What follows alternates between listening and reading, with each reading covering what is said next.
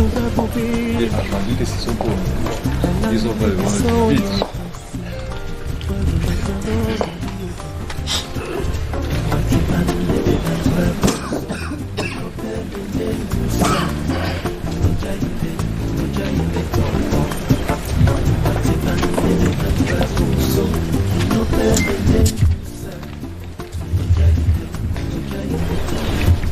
Dès que je donne la parole, comme diraient nos amis anglophones, you have the floor. Merci, Monsieur le Président. Monsieur le Président, honorables membres du tribunal,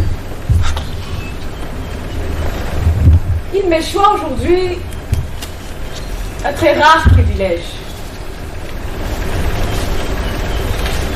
Privilège de me battre pour la cause la plus noble, la vie. Le combat pour la vie, c'est comme donner la vie. C'est un moment unique.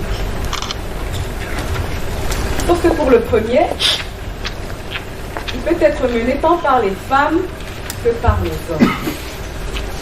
Et fort heureusement. Et là que des hier non inconnus,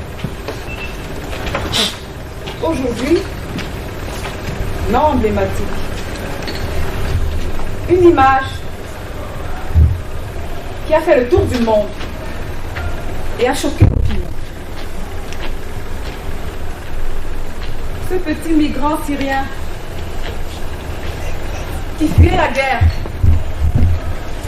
pour garder la vie. Et il a perdu. Son corps étendu sans vie au bord de la mer. Mais ce drame ne se limite pas au bord de la mer. Voilà qu'ici, aujourd'hui, devant votre tribunal, une vie est encore en train de vouloir être prise. Sauf qu'ici, nous pouvons faire quelque chose. Vous devez faire quelque chose.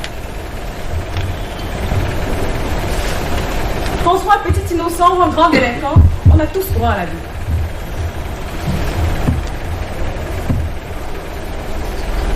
Monsieur Franck Milla et Boutou, notre client, est accusé des faits de viol, vol aggravé et meurtre. Fait prévu et réprimé par le code pénal camerounais. Nous ne sommes pas devant vous pour vous convaincre de la non-culpabilité de notre client, pour clamer son innocence. Non. Il a avoué. Monsieur Franck Milla et Boutou a avoué avoir ôté la vie à Dame Designé.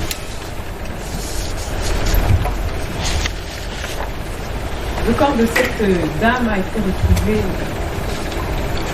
en état de putréfaction. Les yeux crevés, les dents arrachées, le corps plein de griffures. Elle a même été violée avant d'être étranglée. Elle avait 70 ans. Et l'auteur de ces faits est là, devant vous, sa vie entre vos mains. La mort pour le meurtrier. Voilà ce que requiert monsieur le procureur. Nous comprenons la douleur de la famille, la partageons totalement. Nous comprenons la passion et la rage qui puisse animer dans ce type d'affaires. Mais ce que nous ne comprendrions pas, c'est que votre décision soit guidée par ces émotions. Vous pensez certainement qu'il mérite une condamnation exemplaire. Nous aussi. Nous en sommes même convaincus. Mais lorsque monsieur le procureur vous dit que la peine de mort est la condamnation exemplaire, nous disons non, monsieur le président. Non, avec la plus grande énergie. Mais pourquoi non? Pourquoi nous nous opposons farouchement à la peine de mort? Pourquoi souhaitons-nous son abolition pure et simple? Serions-nous émus par le sort prochain éventuel de notre client? Serions-nous motivés par des frais de l'honoraire? Loin de là. C'est le zèle de la justice qui nous dévore. Oui, la justice. Nous avons dit justice. La justice est au-dessus des émotions. Elle transcende les passions. Nous condamnons la peine de mort par conviction. Par conviction d'une chose. La peine de mort ne conduit pas à la justice. Elle est inutile. Elle est insensée et elle est inhumaine. Pourquoi inutile? Parce qu'elle n'atteint pas l'objectif qu'on lui prête. Il paraît qu'elle a un effet dissuasif. Faux! Vous observez? Pendant que vous ordonnez la mort dans votre tribunal, elle continue de courir dans les rues. Vous ne frémez pas, non. Vous la banalisez. Voilà que donner la mort est devenu un acte normal. Que tout le monde peut infliger.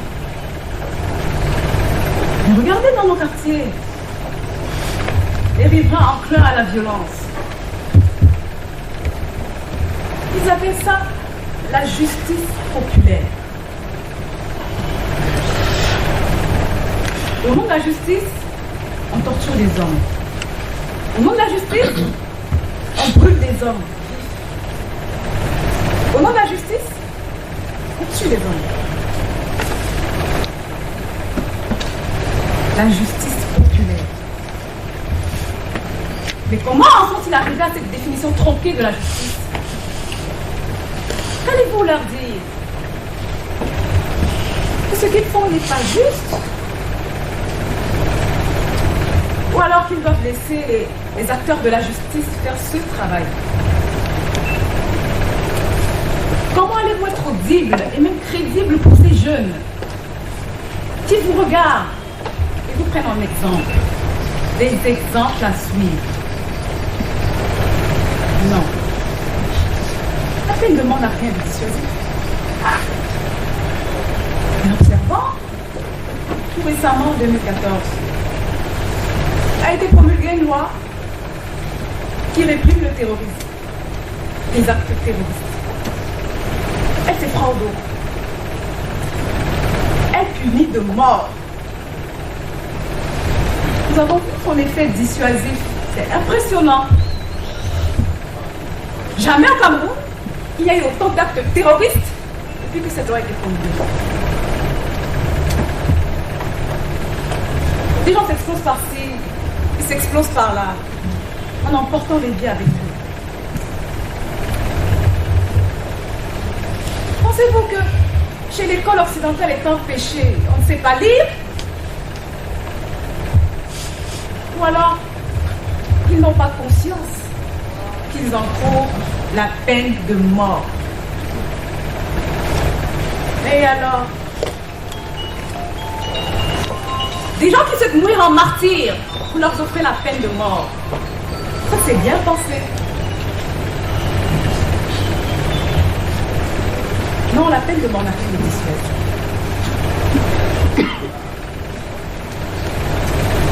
Vous savez à quoi elle fait penser, la peine de mort? À une justice de classe. Et dans cette justice de classe, il n'y a pas de faillite. Elle ne rate jamais ses cibles. Et c'est dommage. Et c'est pas une fatalité. elle peut s'arrêter ici, aujourd'hui, devant votre tribunal. Vous pouvez faire avancer l'histoire. Vous pouvez faire avancer l'histoire en rejetant la peine de mort. En peut-être inutile, elle est insensée.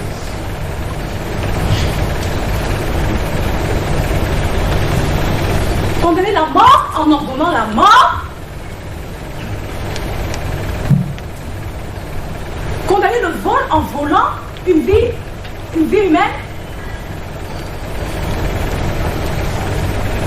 Condamner le viol en violant le plus élémentaire du droit de l'homme, le droit de vivre. Condamner le meurtre en tuant un homme. Oui, un homme. Parce que malgré tout, il reste un homme. La justice ne joue pas son rôle là. La justice a le droit de réprimer et non le devoir de se venger. L'État a un devoir de rééducation et non un droit de réduction. La réhabilitation. Voilà ce qu'il nous faut. Une justice de réhabilitation. Parce qu'il ne s'agit pas de tuer le meurtrier pour protéger la société, mais de protéger du meurtre et la société et le meurtrier. Il ne s'agit pas de réduire au silence tous ceux qui enfreignent la loi, et de leur parler à travers cette loi, afin qu'ils comprennent leur tort, qu'ils en rougissent, qu'ils se répandent. Voilà une condamnation exemplaire. Le plus cruel des criminels, le plus dangereux des criminels, qui se répand et contribue à la paix sociale par ses témoignages. C'est ça l'exemple.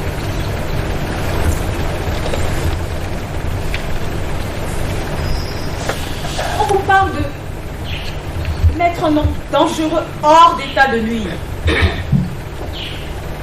Qui peut certifier dans ce tribunal que notre client nuira à nouveau?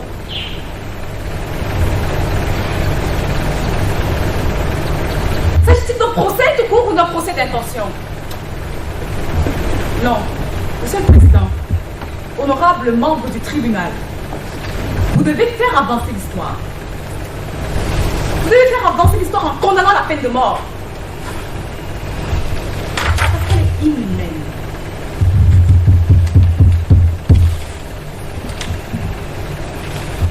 Et pourquoi traiter avec humanité quelqu'un dont les actes ont été inhumains? Vous demandez, je perds.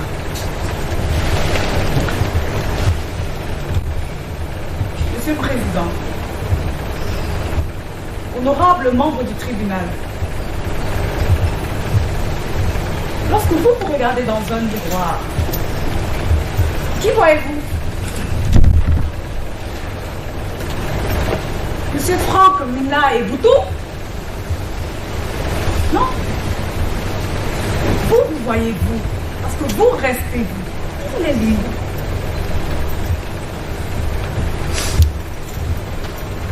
Quelle que soit la cruauté de l'accusé dans le box, vous n'avez pas à vous assimiler à lui.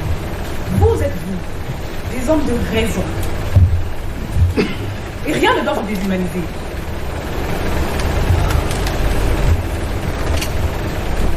Et la Déclaration universelle des droits de l'homme, alors? Article 3, droit à la vie. Article 5, proscription des traitements inhumains et dégradants. Qu'est-ce qu'on en fait?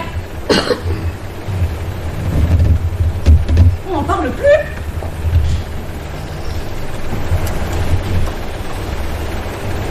Les pays développés ont compris la nécessité d'abolir la peine de mort. Savez-vous que l'abolition de la peine de mort est une condition d'intégration en Europe? Pensez-vous qu'on ait une meilleure justice que la leur? peux en douter.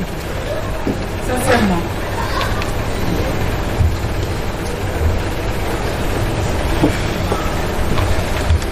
Certaines personnes vous diront, vous savez, une injection létale, ça ne dure pas. Et puis ça ne fait pas trop mal. Donc il n'y a rien d'inhumain. Comment le savent-elles? Et même, que pense-t-elle du couloir de la mort? Le syndrome du couloir de la mort. Un syndrome. C'est comme ça que les cours européennes l'ont qualifié. Parce que le couloir de la mort, c'est la mort. Dans le couloir de la mort, la souffrance se fait chère.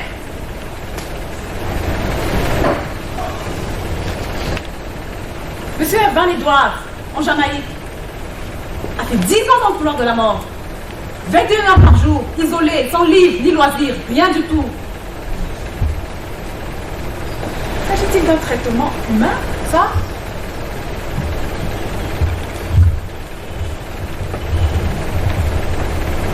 Mais arrêtons! Arrêtons de penser qu'on fait du bien en tuant ceux qui tuent.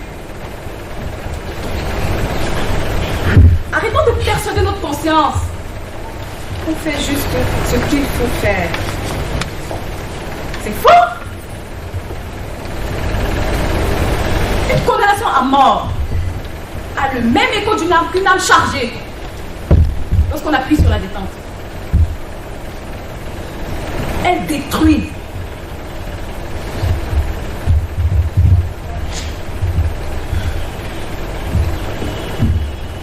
Une condamnation exemplaire. La peine de mort. Quel exemple?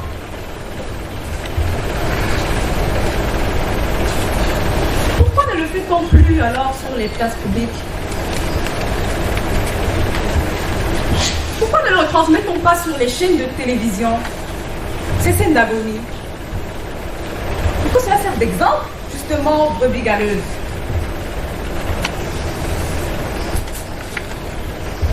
Parce qu'elle n'a rien d'un exemple. Elle est choquante, elle est humiliante, elle est dégradante, elle est inhumaine.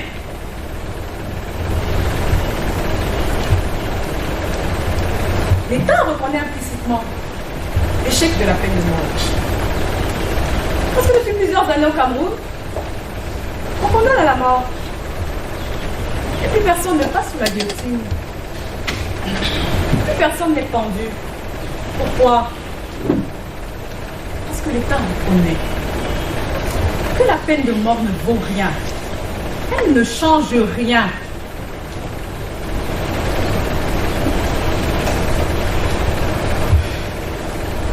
Devons-nous évoquer ici le problème des erreurs judiciaires?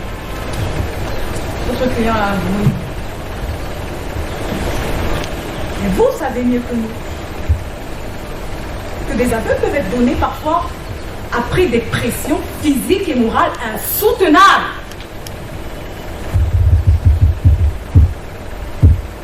Prendriez-vous ce risque? Monsieur le Président, honorable membre du tribunal, prendriez-vous ce risque de faire tuer ce jeune homme? Et si par la suite il s'avère par extraordinaire qu'il était innocent, prendriez-vous ce risque? Non. Et cette condamnation à mort qui a fait prononcer aujourd'hui sont contre l'hypocrisie et l'obscurantisme volontaire.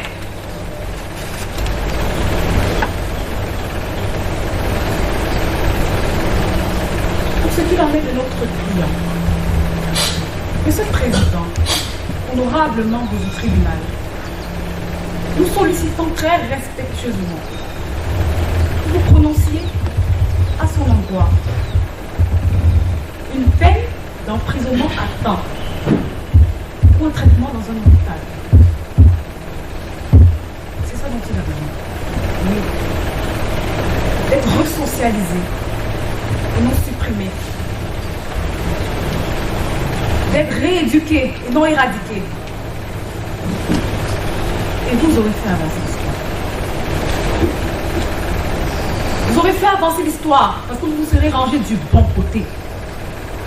Du côté de César Beccaria, de Victor Hugo, de Camus, de Clémenceau, de Jaurès, de Gambetta, de Robert Badinter, ces grands abolitionnistes. Vous aurez fait avancer l'histoire.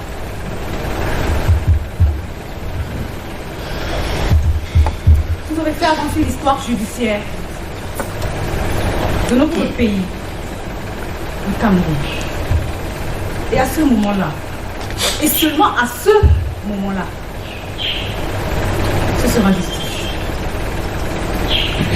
Monsieur le Président, honorable membre du tribunal, je vous remercie.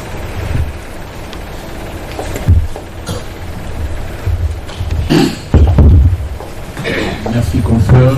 Les jurys vous remercient également. Nous allons faire au candidat que vous aurez réparti 20 minutes pour la présidence.